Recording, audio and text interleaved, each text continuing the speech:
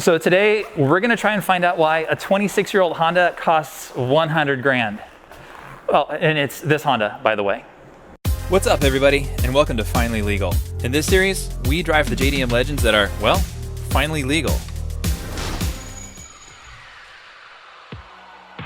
I am a massive Honda fanboy, so it should be no surprise that I am absolutely pumped today because I get to drive this 1994 Honda NSX.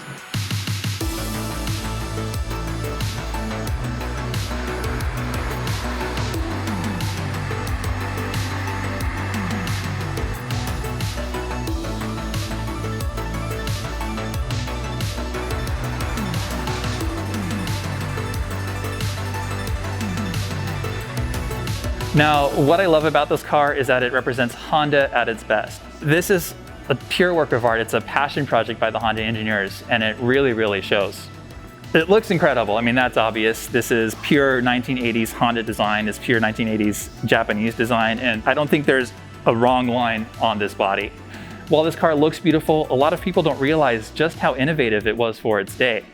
This was the first mass-produced car to feature all aluminum construction, so the body, the suspension, everything is aluminum, and that's common today, but back in the late 1980s when this was designed, super rare.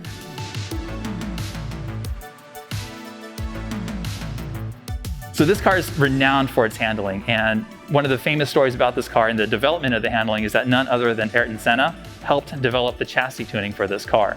Speaking of handling, Gordon Murray himself, the guy that designed the McLaren F1, said that he benchmarked this car when designing the driving dynamics of the McLaren F1, which, as we all know, is probably one of the greatest supercars of all time.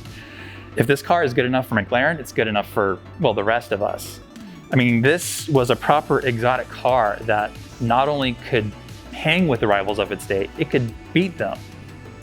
So right here behind the seats is our engine. This is a 3-liter C38 V6. Now, this is an all-aluminum V6 engine rated at about 270 horsepower. And as you can see right here, it does have VTEC. So the interesting story about this engine and this car is that this car was being developed before VTEC was a thing. And in fact, VTEC was supposed to debut on the Honda Integra. But when top engineers at Honda were saying, why is our little pedestrian car getting this amazing new system and not our flagship sports car? Well, the NSX engineers sort of had to scramble and try and find a way to fit VTEC on their existing engine. So obviously they found a way to make it work, but because of the inclusion of VTEC, the engine was actually too big. So you'll see the engine is canted a little bit, about 5 degrees, so it'll fit inside. Now, right behind the engine, we actually have a pretty good sized trunk. Now, for some reason, Japanese auto manufacturers really love to base their trunk size around, the size of a golf bag. I mean, they'll always brag, this trunk fits 1 golf bag, this trunk fits 2 golf bags. I don't know why that is, and I don't play golf, so I can't say for sure that this will fit a golf bag, but something tells me it will. So up front, we have a Frunk, which is a front trunk. And this is my first time seeing inside of one of these, at least for the NSX, and well, it's kind of useless. You basically have room for a spare tire, you have your radiator, your fuse box, some fluids. But if you want to carry extra luggage in here, you're out of luck.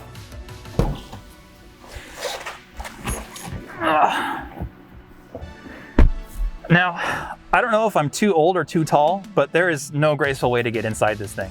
Full disclosure, I own a Honda of similar vintage, and to this day, that car remains my benchmark in terms of evaluating a new car's fit and finish. I mean, this car is absolutely perfect, and to find a 26-year-old car in this condition, again, goes to show why Honda is just on top of the game in terms of interior. So legend has it Honda really looked to the F16 in terms of the inspiration behind the design of this car, and that really extends to the interior as well. I mean, it just wraps around you like a fighter jet, and you feel enveloped, you feel enclosed, you feel secure, and you feel like everything is right where it should be. The seats, there's this really nice side bolster to it. It really holds you in place, but there's still enough give to feel comfortable, and that's big deal because usually you get in a Japanese sports car, the seats are really narrow and it's really uncomfortable, but here it does feel like a luxury sports tourer. Okay, enough of me just rambling and talking because I can do that all day. What I really want to do and what you really want to see is how this thing drives.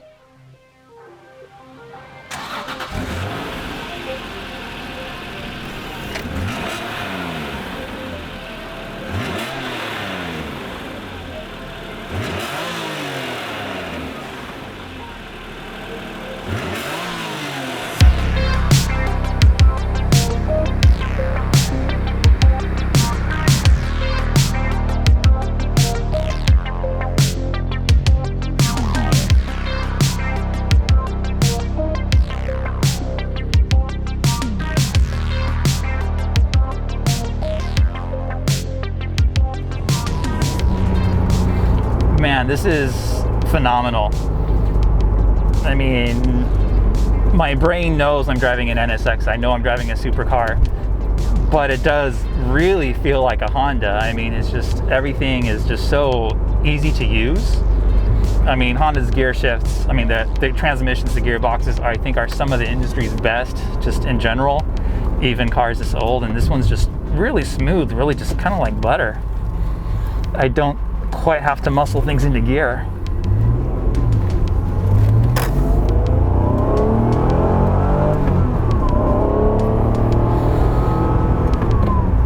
Now, it is a Honda, so it's known for that really kind of high-end power. When the VTEC kicks in, there's not a lot of torque. So even though this is a 3-liter V6, you don't really feel that low-end grunt. But, I mean, it's a sports car. You're kind of supposed to wind it out to really have fun with it, right?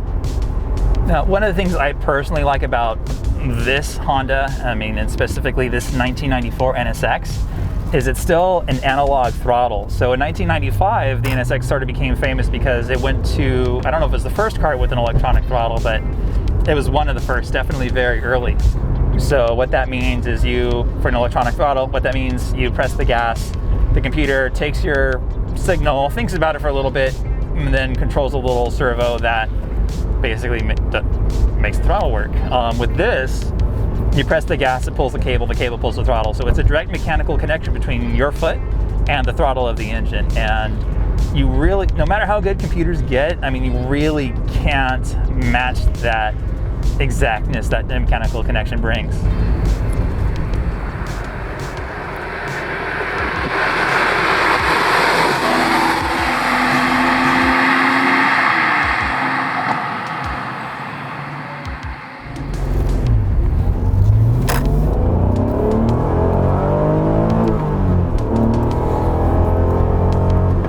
So, I mean, the engine sounds phenomenal, but I don't know if it's just because of the V6 compared to like the Integra engines, but there's no aggressive VTEC switchover. It just kind of goes from 0 as the revs climb, you feel the power climb, but there's not that shift when VTEC kicks in.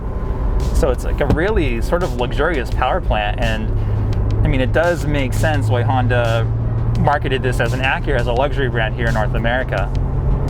You know, the team from McLaren really referenced this car in terms of, we need a car that is phenomenal to drive, but easy to use every day. And that really is this car. This is a car you can use to do the grocery run, to, I don't know, go to Home Depot if whatever you want to buy is smaller than a golf bag. It's a practical, everyday driver. It just so happens that it's also phenomenal on a racetrack.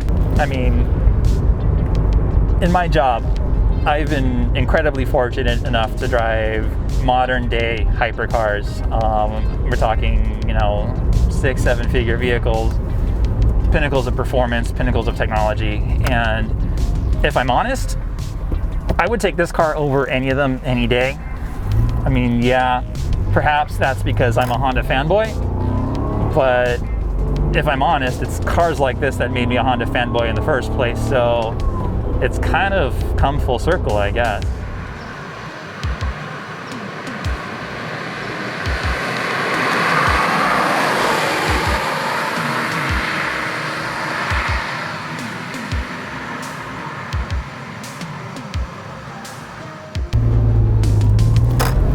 So as always, thank you so much for watching. It's really a treat for me to be able to drive these cars, and the only reason I'm able to do it is because of all of you. So from the bottom of my heart, thank you. It's YouTube, so you know the drill. Hit like, hit subscribe, but most importantly, leave a comment below. Tell our man Chris he did a great job making this look so beautiful. And until next time, we'll see you.